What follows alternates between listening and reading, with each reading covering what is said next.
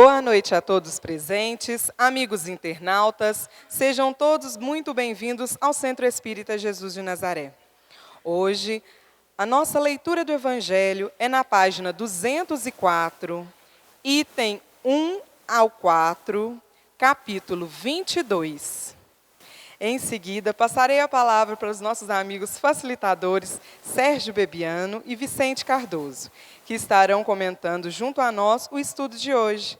Lembrando que todos nós somos aprendizes e que a opinião de vocês é muito importante. Quem quiser dar a sua opinião ou esclarecer algo, é só levantar a mão que levaremos papel e caneta até vocês. Obrigada. Convido agora a nossa amiga Maria Cristina para fazer a leitura do Evangelho.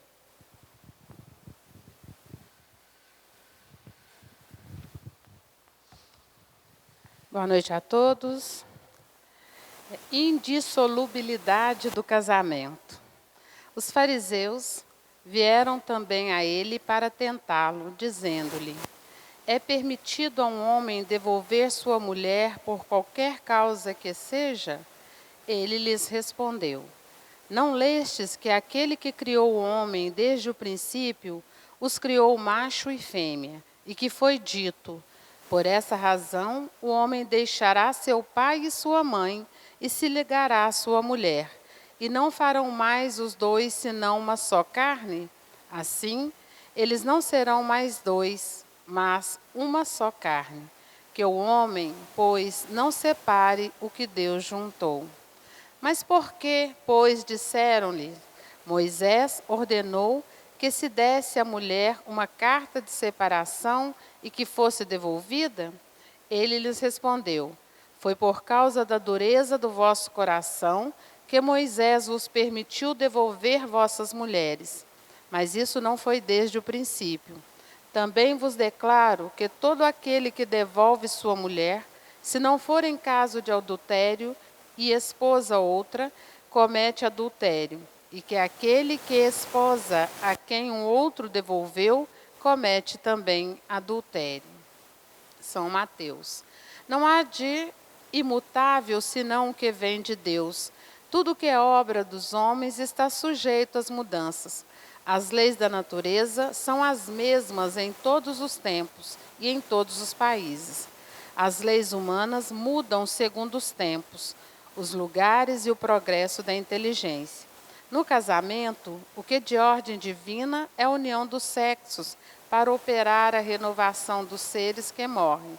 Mas as condições que regulam essa união são de ordem tão humana que não há no mundo inteiro, e mesmo na cristandade, dois países em que elas sejam absolutamente as mesmas, e que não haja um em que elas não tenham sofrido mudanças com o tempo.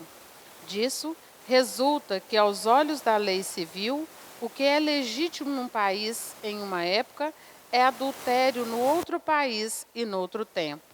Isso porque a lei civil tem por objetivo regular os interesses das famílias, e esses interesses variam segundo os costumes e as necessidades locais. E assim que, por exemplo, em certos países, só o casamento religioso é legítimo. Em outros, é preciso também o casamento civil. Noutros, enfim, só o casamento civil basta. Mas na união do sexo, ao lado da lei divina material, comum a todos os seres vivos, há uma outra lei divina, imutável, como todas as leis de Deus, exclusivamente moral, que é a lei de amor. Deus quis que os seres estivessem unidos não somente pelos laços da carne, mas pelos da alma, a fim de que a afeição mútua dos esposos se transportasse para seus filhos, e que eles fossem dois, em lugar de um, a amá-los, a cuidá-los e fazê-los progredir. Nas condições ordinárias do casamento, foi levado em conta essa lei de amor? De nenhum modo. O que se consulta não é a afeição de dois seres que um mútuo sentimento atrai um para o outro, uma vez que, o mais frequentemente, se rompa essa afeição, O que se procura não é a satisfação do coração, mas a do orgulho, da vaidade e da cupidez. Numa palavra, de todos os interesses materiais, quando tudo está bem. Segundo esses interesses, disse que o casamento é conveniente, e quando as bolsas estão bem combinadas, disse que os esposos o estão igualmente, e que devem ser bem felizes. Mas nem a lei civil, nem os compromissos que ela faz contrair, podem suprir a lei do amor se esta lei não preside a união. Disso resulta que, frequentemente, o que se une à força se separa por si mesmo, que o juramento que se pronuncia ao pé do altar torna-se um perjúrio se dito como uma fórmula banal.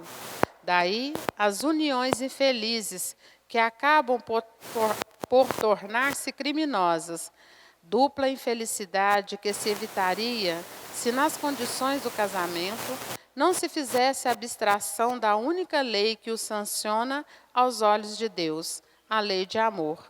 Quando Deus disse, vós não sereis senão uma mesma carne, e quando Jesus disse, vós não separareis o que Deus uniu, isso se deve entender da união segundo a lei imutável de Deus, e não segundo a lei variável dos homens. A lei civil é, pois, supérflua, e é preciso retornar ao casamento segundo a natureza? Não, certamente. A lei civil tem por objetivo regular as relações sociais e os interesses das famílias, segundo as exigências da civilização. Eis porque ela é útil, necessária, mas variável. Deve ser previdente, porque o homem civilizado não pode viver como selvagem, mas nada, absolutamente nada, se opõe a que seja o corolário da lei de Deus. Os obstáculos para o cumprimento da lei divina resultam dos preconceitos e não da lei civil. Esses preconceitos, se bem que ainda vivazes, já perderam seu império entre os povos esclarecidos. Eles desaparecerão com o progresso moral, que abrirá, enfim, os olhos sobre os males sem número, as faltas, os próprios crimes que resultam de uniões contraídas, tendo em vista unicamente os interesses materiais. E se perguntará um dia se é mais humano, mais caridoso, mais moral unir indissoluvelmente um ao outro seres que não podem viver juntos do que lhes dar a liberdade. Se a perspectiva de uma cadeia indissolúvel não aumenta o número das uniões irregulares. Bom estudo a todos. Uma boa noite a todos e a todas. Maravilha. É uma alegria muito grande, um prazer estar aqui recebendo cada um de vocês aqui nessa casa abençoada de paz, de amor e alegria. Quero cumprimentar aqueles que estão vindo à casa pela primeira vez. É um prazer recebê-los aqui. Aos nossos amigos que já frequentam, é sempre uma alegria aqui poder revê-los sempre. Quero também cumprimentar os nossos amigos internautas, que agora também estão nos assistindo pelo nosso site, pela internet, já que esse estudo é gravado, as nossas palestras também, e são aqui disponibilizados para que eles possam assistir aí. E nós temos aí internautas que estão aí nos mais longínquos rincões do nosso planeta, e têm nos mandado e-mails aí, agradecendo pelos estudos, pelas palestras que eles estão podendo assistir lá nos países onde eles se encontram, brasileiros e irmãos nossos que estão nesses países. Então, para esses nossos irmãos também, um grande abraço para todos. Bom, meus queridos, quero cumprimentar o Vicente Cardoso, agradecer pela presença de estar aqui sempre conosco também. E o nosso estudo de hoje, o Evangelho segundo o Espiritismo, um estudo muito, muito importante na nossa vida. Eu vou passar para o Vicente, que vai estar fazendo aqui uma explanação do texto lido, e depois nós vamos estar aqui disponível para as perguntas. Nós já temos algumas aqui, o pessoal já nos entregou, e você também pode fazer a sua pergunta e nos direcionar aqui dentro do tema lido. E nós tentaremos aqui responder a cada uma delas. Então, desejo a todos, meus queridos, um excelente estudo. Obrigado mais uma vez, Vicente, pelo carinho. Fica à vontade. Obrigado, Sérgio. Uma boa noite para todos. É um prazer estar com vocês mais uma noite nessa semana. Hoje, as lições desta noite, certamente, é mais uma grande oportunidade de a gente poder aprender algo a mais com relação às nossas vidas. A estatística demonstra hoje que o índice de separação de casais nunca esteve tão alto quanto agora. O que está acontecendo conosco? O que está acontecendo com a intolerância entre nós, pessoas? Quantos casamentos estão acabando por bagatelas? Por quê? Certamente as respostas serão diversas, porque muitas separações têm origens diferentes. Esse capítulo aqui é o menor capítulo que tem no Evangelho segundo o Espiritismo.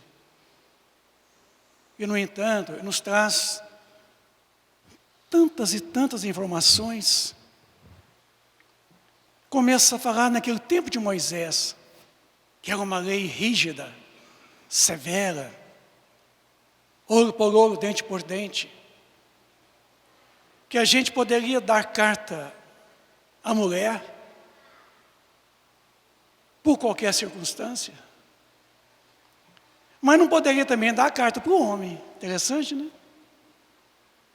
Por que a mulher sempre foi subjugada? A gente podia dar uma carta para a mulher, devolvendo ela para o pai e para a mãe, mas o homem não.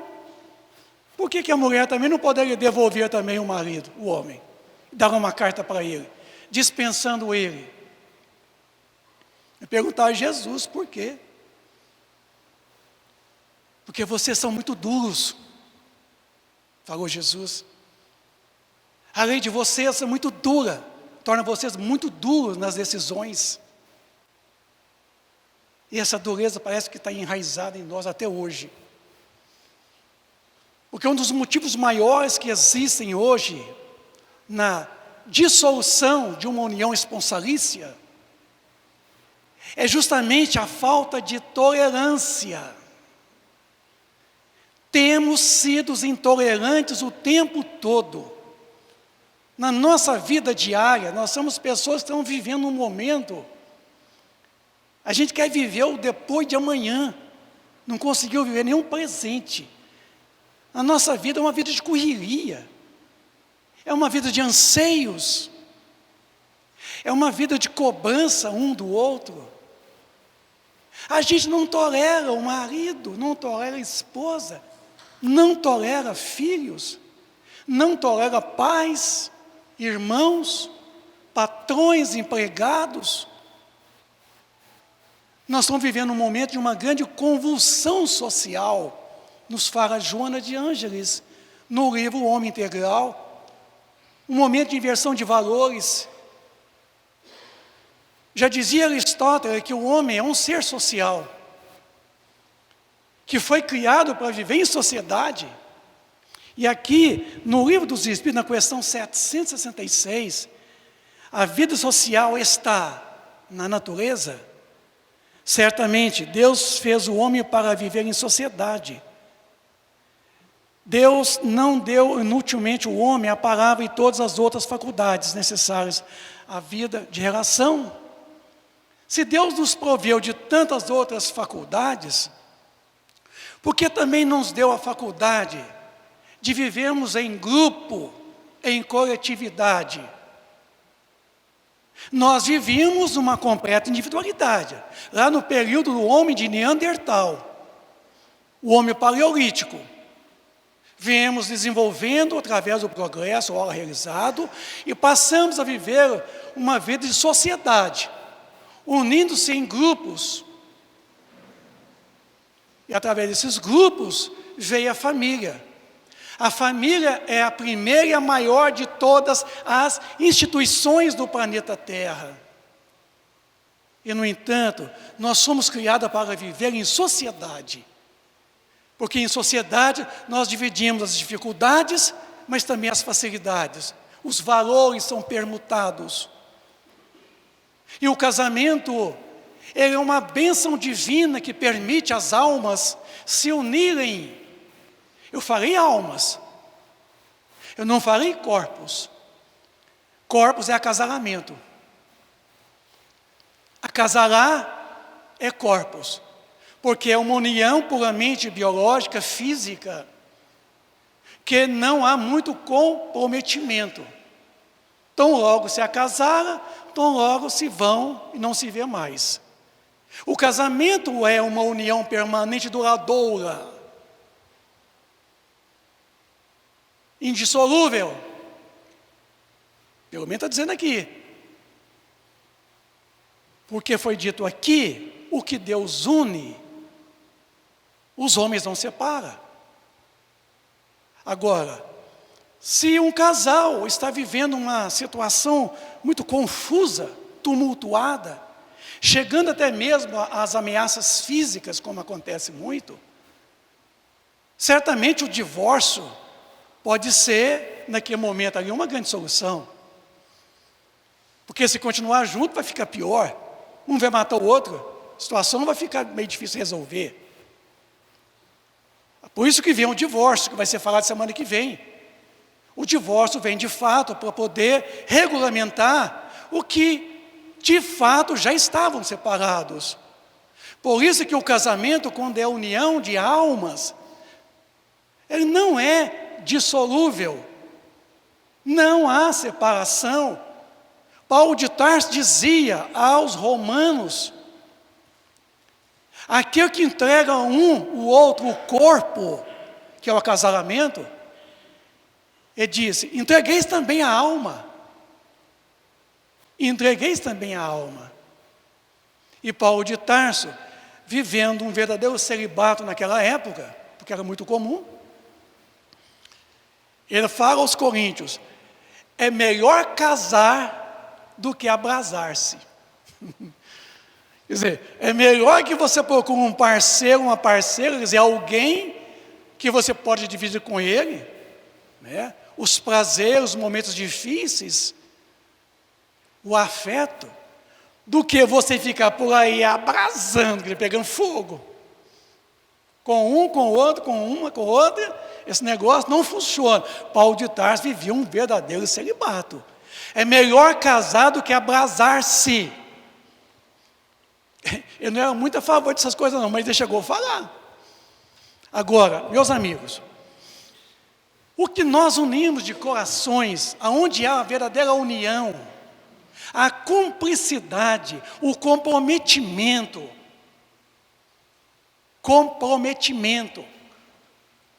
cumpre-se um do outro. Nenhuma lei desfaz.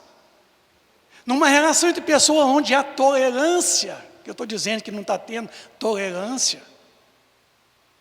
Meus amigos, nós não estamos tendo uma religião nos últimos tempos. O que está acontecendo com a gente? A gente não fala em Deus hora nenhuma, só quando o bicho está pegando para o lado da gente. Oh, meu Deus, só corre aqui embaixo. É só quando o dinheiro fracassa no bolso, né? Somos ameaçados. No momento da doença, nós gritamos por Ele. A gente não fala em Jesus hora nenhuma. Não falamos na espiritualidade hora nenhuma. E nem sentimos a presença deles em nossas vidas.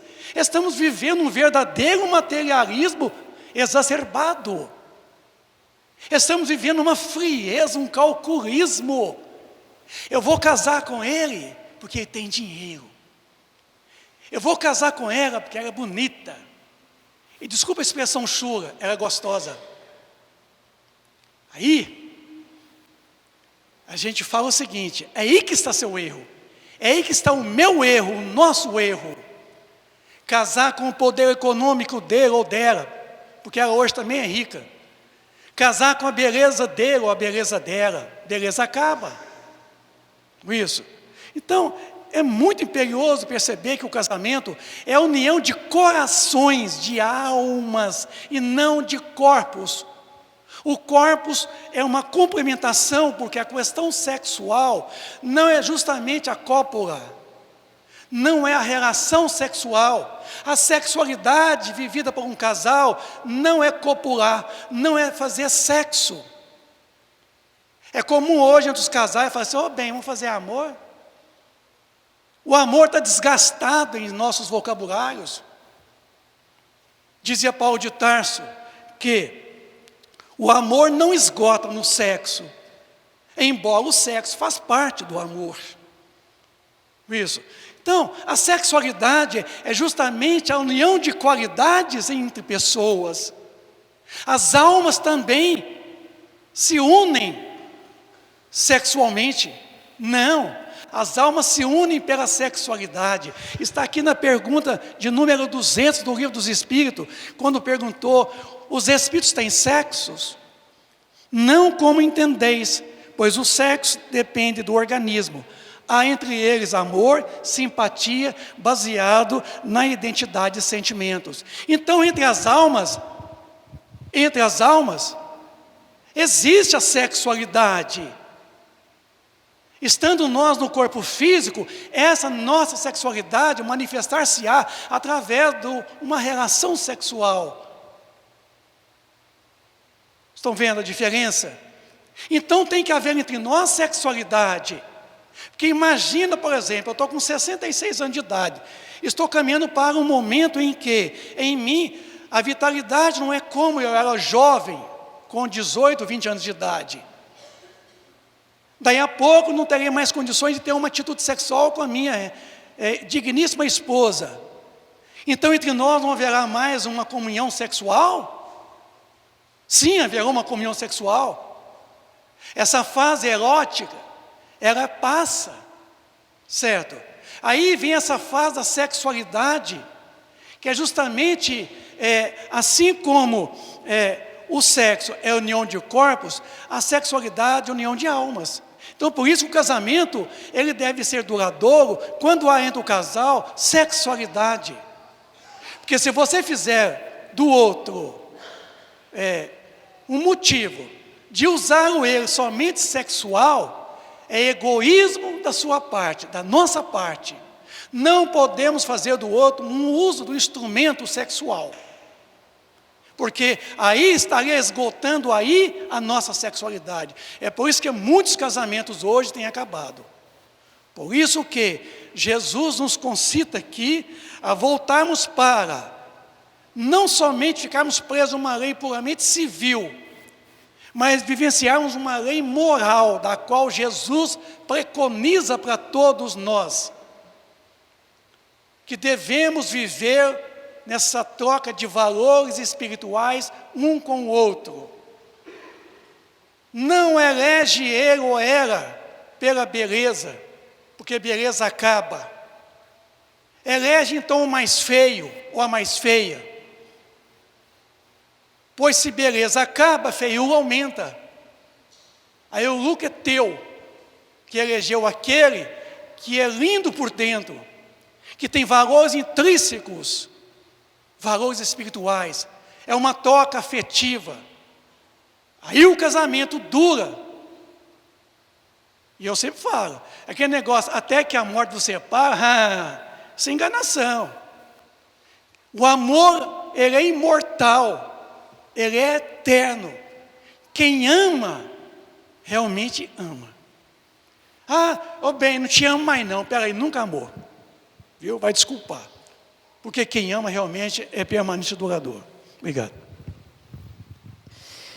Muito bem, meus queridos. Esse capítulo, ele realmente é o menor capítulo dos 28 capítulos do Evangelho segundo o Espiritismo. Ele só tem 5 itens. Mas aqui tem tema e estudo para seminário, para congresso, na verdade. É um tema muito, realmente, muito importante da gente estudar bastante. Bom, nós temos uma pergunta aqui interessante, que a pessoa fala assim: várias religiões são contra o divórcio. E a doutrina espírita também é contrária? Olha só, meus queridos, não. A doutrina espírita não é contra, mas ela nos alerta, nos adverte para as nossas responsabilidades de todos os nossos atos. Mas nós devemos sim evitar o máximo possível a separação, tentar ali a reconciliação, melhorar a convivência. Mas, se não for possível isso acontecer, como o Vicente colocou muito bem, casos, por exemplo, de agressão, tentativa de assassinato, esse negócio todo, né, ameaça de morte, melhor então interromper aqui aquela relação e deixar para uma próxima oportunidade, porque senão vai ficar pior. O que viriam aqueles duas almas para tentar uma reconciliação de uma forma, no caso do casamento, aí se um acabar matando o outro, por exemplo, aí esse problema espiritual vai ficar muito mais grave depois. Semana que vem a gente vai falar mais sobre essa questão aí do divórcio, especificamente sobre isso, né? Mas o divórcio, meus queridos, na verdade ele é uma lei humana, que vem aqui oficializar perante a sociedade ali uma coisa que já aconteceu e que não foi levada em consideração, que é a lei do amor. Essa é a verdade. Ninguém divorcia amando. Alguém já viu um casalzinho aí no maior love, maior amor, abraçadinho lá na Praça do Santuário, naquela lua maravilhosa, assim, eu te amo tanto, eu também, vão lá divorciar? Isso não existe. O que acontece quando chega nesse estágio de divórcio, é porque já está cada um para um lado, já nem está morando junto mais muitas vezes, já abandonou a casa, já saiu, já brigou demais. Então já se extinguiu todos os laços de afetividade, de amor e de carinho, de respeito muitas vezes. E aí vai fazer o quê? Oficializar perante a sociedade humana aquilo que não foi respeitado perante a lei divina, que é a lei do amor. É isso aqui na verdade que acontece. E nós devemos nos esforçar, sim. É claro, tudo tem suas limitações, mas nós devemos nos esforçar ao máximo. Tem um caso interessante que nos relata Emmanuel. Emmanuel recebendo no plano espiritual ali uma senhora, e ela chega depois do seu desencarne e fala com o Emmanuel assim: olha só, eu vivi 50 anos com aquela tralha, né? Eu tolerei, 50 anos eu tolerei, estou livre, né? Já cumpri a minha parte, porque 50, inferno que foi minha vida, mas eu tolerei ele. Foi 50 anos tolerando aquele caboclo lá. Agora acabou, né? Paguei meu karma, paguei meus pecados, resgatei meus débitos, estou livre, né? O irmão falou assim: não, agora você vai voltar de novo para viver com ele outra vez. Mas eu já paguei. Não, você tolerou ele, aprendeu a tolerar ele. Agora você vai voltar e vai casar com ele para você aprender a amá-lo. Olha só. Meu Deus do céu. Então, melhor fazer por aqui mesmo, para não ter que ir e voltar quantas vezes for necessário, né, Vicente? E aí, tem 2 livros que eu gostaria de sugerir a leitura para vocês, meus queridos, de dever de casa aqui. Um livro que chama Vida e Sexo, do nosso querido e saudoso Chico Xavier, ditado por Emmanuel, que tem um capítulo específico que fala sobre casamento, e um outro livro que chama Na Era do Espírito, que também é do Chico Xavier e ditado por Emmanuel. Esses 2 livros, eles falam muito sobre esse tema e nos ensinam muito sobre essa questão, fica aí de dever de casa. E uma palestra da minha autoria, que está aí no site, depois vocês podem entrar, Relacionamento Conjugal, basta clicar lá, Relacionamento Conjugal Sérgio Bebiano, e assistam essa palestra que eu tenho certeza que vai poder ajudar muito aí no relacionamento de vocês, tá certo? É isso, Vicente. Como fica a ideia da poliandria e da poligamia? Nós sabemos que a cultura humana, em outros períodos da história da humanidade, já vivemos um período da poliandria. E já vivemos o momento da poligamia. De tempos em tempos, se verificou na história da humanidade a inversão dessas 2 situações, poliandria, quando permitia a cultura que a mulher poderia ter mais de um marido, mais de um homem. Enquanto também houve um certo período em que a cultura permitia que o homem pudesse ter várias mulheres também, várias esposas. E a história da humanidade ainda reserva para nós que algumas culturas na Índia ainda vivem a poliandria e a poligamia. Agora, como é que fica essa cultura?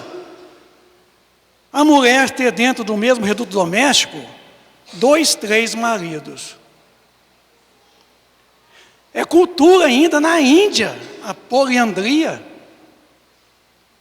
Agora, como é que fica também a poligamia? Quer dizer, o homem dentro de casa com 2, 3 mulheres. Como é que fica o casamento, a relação matrimonial? Será que você consegue manter com 2, 3 cônjuges uma situação de quê? De uma completa harmonia? De uma relação, de uma divisão por igual em tudo? Fica até difícil, né? Por isso que a cultura moderna, vai exigir, como está exigindo de nós, essa atitude de policiamento, de que sexo é comprometimento, sexo é com responsabilidade, porque você consegue mensurar as consequências de uma relação descompromissada, e de uma relação compromissada, e você então faz a escolha, porque essa vida de saturnárias, de bacanais, que já vivemos lá no período romano, que até hoje revive através do carnaval, que carnaval é uma simples lembrança das saturnárias, antiga lá em Roma, como as festas bacanais. Então era muito comum o sexo desenfreado, o sexo desregrado, fazendo sexo com qualquer um que se aparece, sem comprometimento. Agora, será que você consegue ter com 1, com 2, com 3, as mesmas atitudes afetuosas? Saber repartir com eles o seu sentimento? Por isso que a poliandria, que é justamente esse período que nós já vivenciamos, em que a mulher tinha essa ascensão social sobre o homem e o marido, e que ainda há reminiscências dessa cultura, como a poligamia também. É preciso começar a pensar que o Evangelho de Jesus, ele vem justamente para nos mostrar o caminho a ser trilhado por todos nós, que é o caminho da retidão, é o caminho que nos leva a uma verdadeira e definitiva felicidade.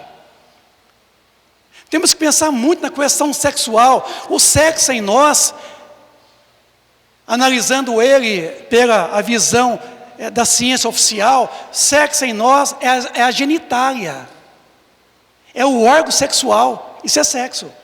Mas para a espiritualidade, na opinião de André Luiz, nos seus livros, inclusive no livro Evolução em Dois Mundos, sexo é mental. A sede do sexo reside na mente. Sexo é psique. Já dizia Freud, a energia do libido. Libido é a energia das emoções, que está aqui em nós.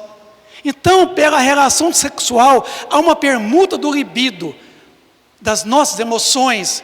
Ali há um derramamento, uma troca de energias psíquicas, energias espirituais, através do centro de força, ou chakra genital, do centro de força cardíaco, que é do emocional, e do centro de força coronário, que é o espiritual. Então veja vocês que uma relação sexual entre pessoas tem que haver o compromisso, o comprometimento, a responsabilidade. Por isso, meus amigos, nós temos que começar a viver um pouco mais de espiritualidade em nós. Nós estamos vivendo um verdadeiro materialismo exacerbado. Nós estamos fazendo da digníssima esposa um instrumento de uso sexual, do marido um instrumento sexual. Essa ideia de que você não contenta com uma relação sexual numa noite, e tem que fazer 1, 2, 3, 4, 5, há uma extravasão em toda a relação sexual, há uma extravasão vital, física, há uma extravasão psíquica, há uma extravasão espiritual. Por isso que tem que conter, tem que ter uma normativa entre o casal, tem que ser regulado a atitude do casal, Por isso, muitas vezes, a gente, muito antes de realmente assumir uma vida em comum, quando namorando, a gente faz sexo à vontade. Quando, então, vai viver na mesma casa, depois de 1, 2, 3, 4, 5 anos, já não está gostando mais do sexo com ela ou com ele. Sabe aquela coisa gostosa que a gente tinha antes de esperar pela coisa? Acabou. Pois tem muitos casamentos acabando porque a coisa começou bem antes. Aquilo que é mais gostoso entre os casais, aquilo que Deus permitiu que os casais tivessem para a sua recreação, para a troca energética e para a perpetuação da espécie, a reprodução humana. A coisa ficou assim, ó, escambou. Escambou. Tem pessoas que falam assim, eu fui numa festa onde beijei 30 rapazes. O outro fala assim, eu que beijei 50 moças. Tem conta, não sou contra nada disso não, viu? Deixa eu parar, né, Sérgio? Vou falar mais pouco hoje. Ontem eu falei demais do que ontem. Tá certo, Vicente. Eu falei que esse capítulo aqui dá o que falar, e realmente dá, né? E tem uma pergunta interessante aqui, que a pessoa fala assim, meu casamento está acabando. Antes, como é que é a letra dela aqui? Ou dele, né? Meu casamento está acabando. Antes era muito bom, mas agora somos como desconhecidos. Penso em separar, mas vejo a responsabilidade espiritual. O que fazer? Olha, é uma pergunta difícil. Aqui, o que você fazer, eu não vou falar para você separar ou para você ficar junto, né? É uma decisão de foro íntimo. Mas se ainda existe ali em vocês uma réstia de amor ali, por que não tentar novamente? Mas eu acredito o seguinte, que a primeira pergunta que se deveria fazer nesse caso é, por que que acabou? Quando coloca aqui que antes era bom e agora não é mais, por que que era bom antes e agora então não é mais bom, como antigamente? O que que aconteceu? E aí não é para arrumar culpados, mas causas. Ah, mas foi ele. Não, a culpa é dela, a culpa é dele. Não, não é isso. É o que aconteceu no relacionamento que esfriou de tal maneira. Por que que o romantismo acabou? Por que que no começo era bom? Porque começo de relacionamento, né, meus queridos? Principalmente começo de namoro. É tudo de bom, não é verdade? Ah, namoro é ótimo, aquela agarramento, aquela agarração, não é? Aquela fungação, aquela beijação, aquela apertação, não é assim? Hoje as coisas estão mais liberais, como o Vicente colocou. Antigamente era mais complicado. Os mais antigos aqui vão se lembrar do que eu vou falar aqui agora, né?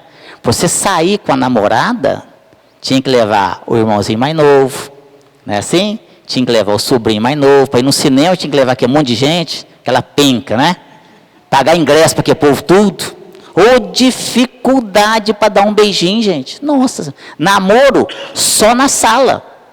Namorado de sala, ali, a sogra em frente, com aquele olhão lá assim, ó, um oi lá e outro oi aqui no tricô, né?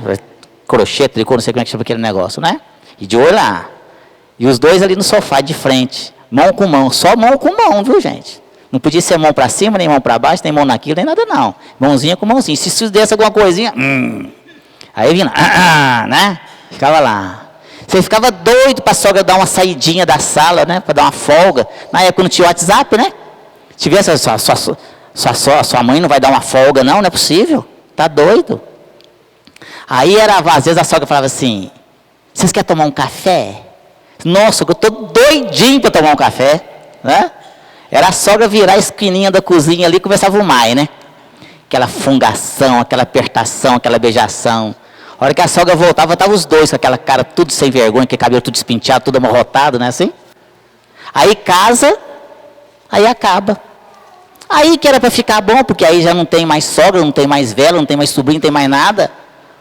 Não, aí acaba o romantismo. Por que que acabou? Não pode acabar, meus queridos. O romantismo, ele tem que ser eterno. Porque o romantismo, o namoro tem que ser eterno. E o romantismo é a base da sustentação do casamento duradouro. Porque sem romantismo não tem casamento, acabou.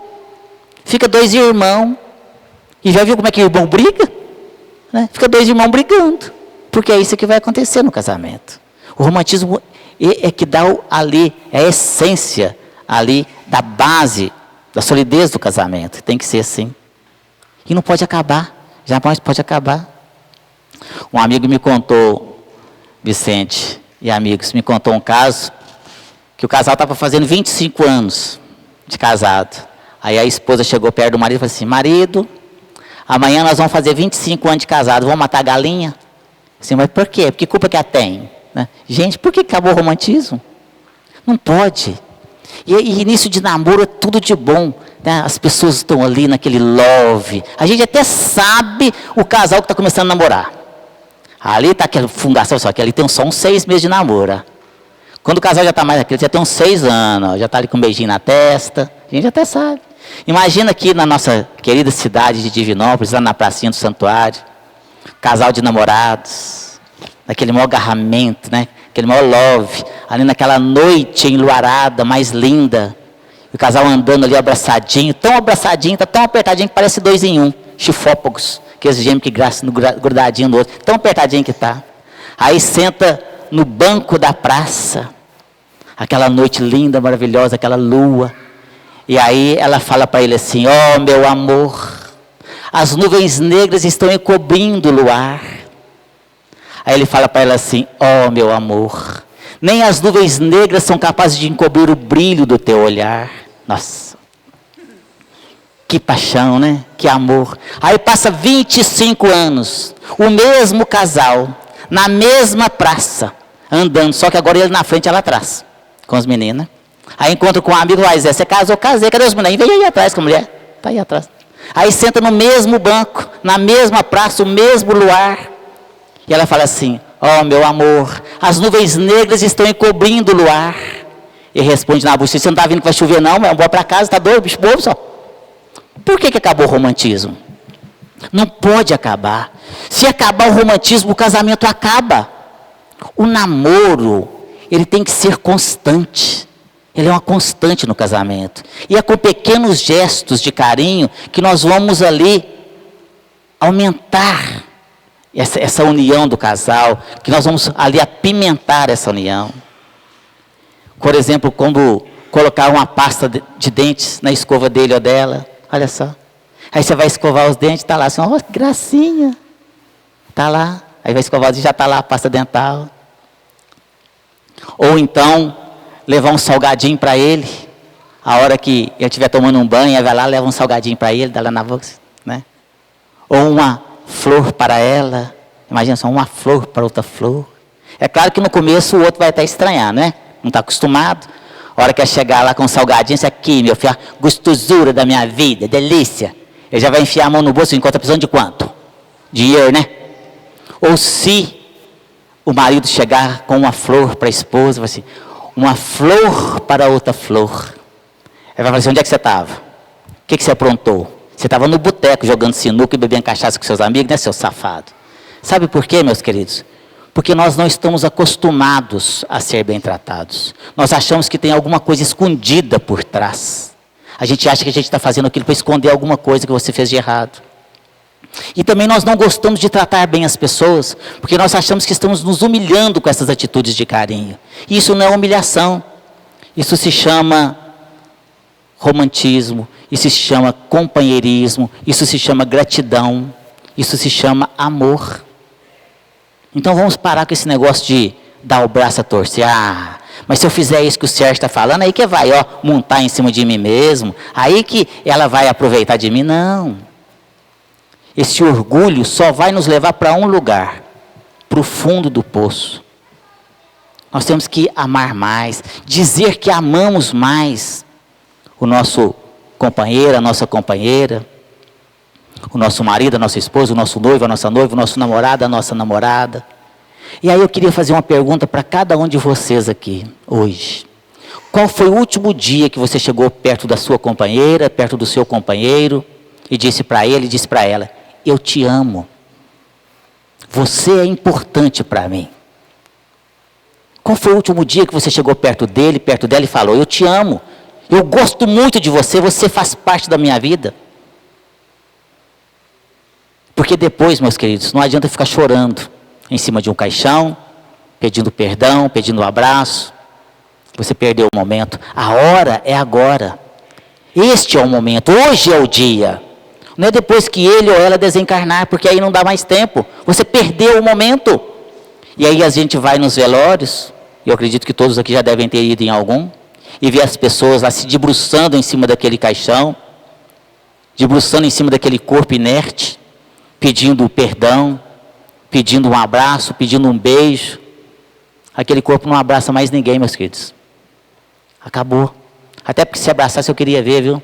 Ah, me perdoa, me abraça. Tá bom, meu filho, te perdoo, te abraço. Eu vou agindo o velório para tudo quanto é lado. Não abraça mais, acabou, morreu. Não tem mais vida física ali. Você perdeu o momento. E aí, o que vai ficar é apenas uma palavrinha, pequena, mas que tem um peso muito grande, que se chama remorso. É o remorso, corroendo-lhe a alma, corroendo-lhe o coração. E aí é o choro, porque não adianta mais. A hora é agora. Vamos dizer que amamos, vamos abraçar, vamos beijar, vamos dar valor à nossa família, é agora. Não é depois que ele ou ela desencarnarem. Aí nós vamos perder este momento, meus queridos. Então vamos refletir sobre isso. E é isso que a gente tem que fazer. Amar mais. Agora, enquanto estamos lado a lado. Revivenciar os velhos tempos do namoro. Não deixar acabar. Romantismo é para toda a vida. É assim que tem que ser feito. Mais uma vez eu sugiro aqui a palestra da nossa autoria, Relacionamento Conjugal, que acredito que se o relacionamento de vocês já está bom, vai melhorar mais ainda. Aqueles que não estão tão bom como esse da nossa irmã ou do nosso irmão aqui, com certeza poderá reavivá-lo mais uma vez. É isso, meus amigos. Aqui no Livro dos Espíritos, na questão 695, foi questionado o seguinte: o casamento, quer dizer, a união permanente de dois seres, é contrário à lei natural? É um progresso na marcha da humanidade. Então, o casamento é progresso, é sinônimo de progresso da humanidade. A partir do momento em que você procure um cônjuge para se unir a ele, é numa tentativa de se unir os esforços para um crescimento conjunto. Meus amigos, nós estamos aqui numa existência para crescermos espiritualmente. Pelo progresso intelecto-moral, nós crescemos espiritualmente. O marido ou a esposa ajuda muito a gente a crescer. Porque ele não é alma gêmea. Eu chamo de casal de alma algemas, de algemar, porque é compromisso. Mas Deus permite que a gente une ao outro, para que nós possamos aprender com Ele, a dividir com Ele, e também trocar os valores morais. A gente aprende tanto com a esposa, a gente aprende tanto com o marido. Por isso que o casamento é uma forma de empreendimento de valores espirituais. Por isso que está dizendo aqui que é um progresso na marcha da humanidade. Em seguida ele perguntou, qual seria o efeito da abolição do casamento na sociedade? Retorno à vida animal. Quer dizer, aqui é o momento lá do homem vivendo, o homem de quê? Da pedra lascada. O homem da pedra lascada, que não conseguia viver em sociedade. A mulher tinha que caçar a presa para sobreviver e alimentar o filho. O homem, o macho, caçava para ele só. Não dividia a presa, a caça. Um completo individualismo exacerbado. Meus amigos, nós estamos voltando a esse individualismo. Esse egoísmo ferrenho, essa individualidade entre nós.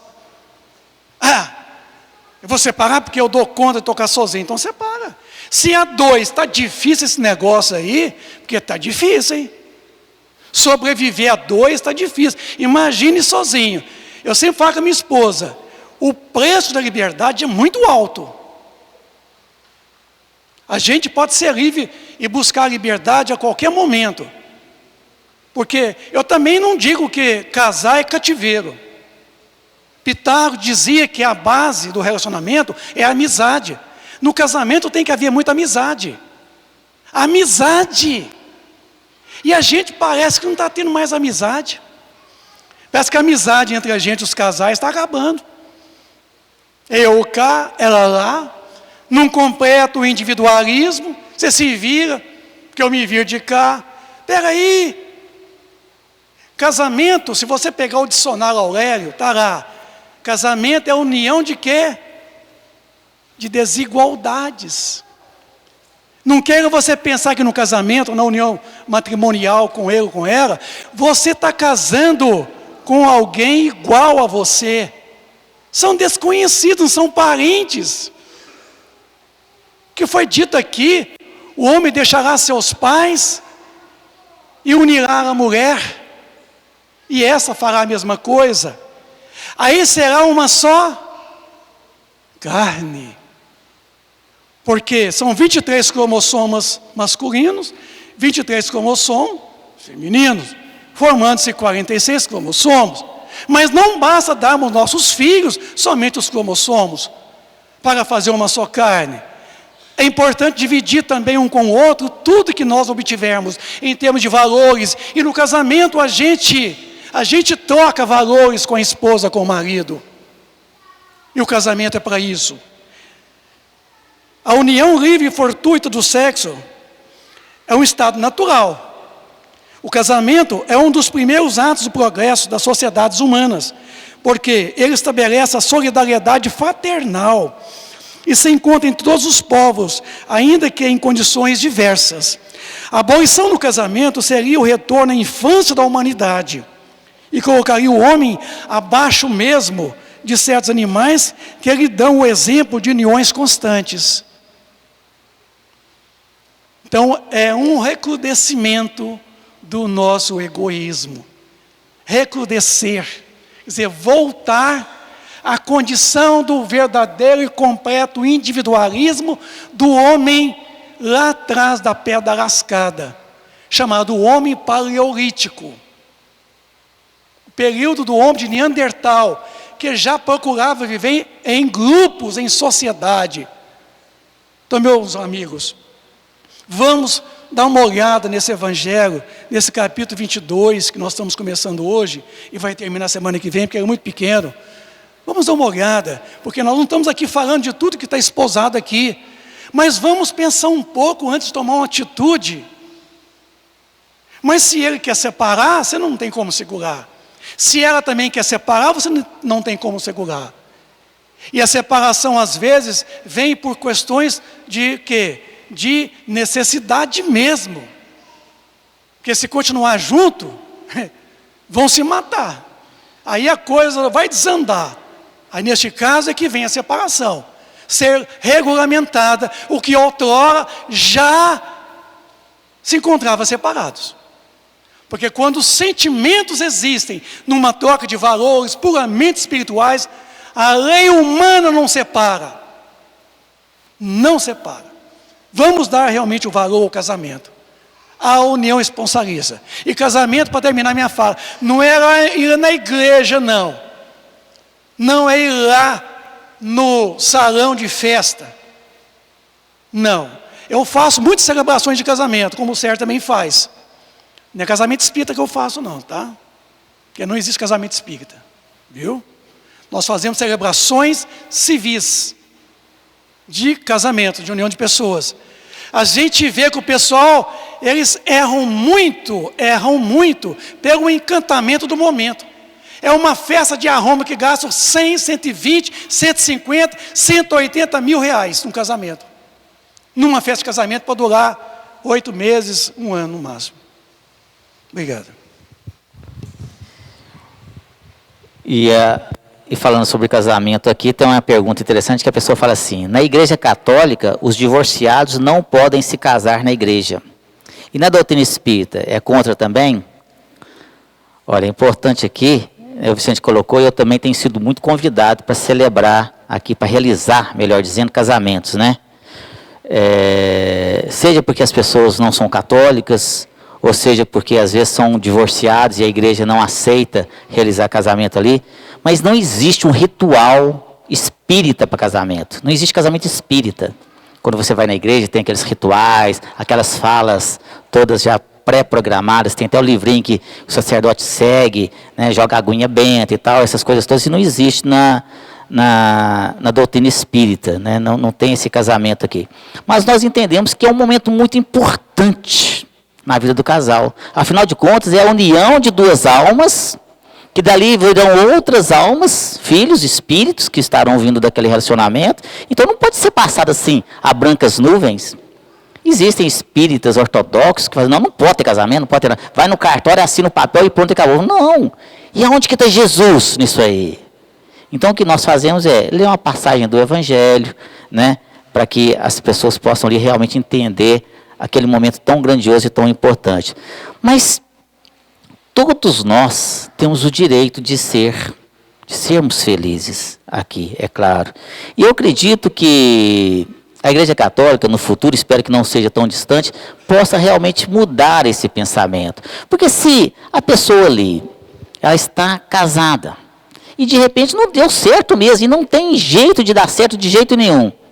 E aí, não, o que Deus une, o homem não separa, acabou. Aí vai virar o resto da eternidade infeliz, sob pena ali de ficar ali chorando ali a vida toda, ali ao lado daquela pessoa que te faz infeliz. Não, eu posso separar, e por que eu não posso ser feliz ao lado de uma outra pessoa? Então a doutrina espírita entende sim, que nós temos o direito de sermos felizes. Claro, vamos tentar sempre evitarmos o máximo essa separação, porque é a união ali realmente de duas almas. Mas se de tudo feito, de todos os possíveis, porque não depende só de uma pessoa, depende dos dois. E se não for possível, se não tem uma outra recurso, se não a separação, por que não depois, quando a pessoa encontra realmente uma outra pessoa que te faz feliz, e você não vai poder ter um relacionamento com ela, não pode casar de novo? Eu não acredito que Deus queira isso para nós. Então, a doutrina espírita não é contra isso de forma alguma, tá certo? Bom, eu poderia falar muito mais sobre isso, mas o nosso tempo aqui já se esgotou. E fica aí para que vocês possam estar vindo na próxima semana, que o tema realmente é empolgante, e estudar aqui esses livros que nós passamos para vocês aqui como sugestão, também a palestra da nossa autoria Relacionamento Conjugal. No mais, agradecer a presença de todos vocês, desejar um excelente retorno aos seus lares, com muita paz, e também aos nossos queridos amigos internautas. Que Jesus possa abençoar a todos nós. Muita paz, meus queridos.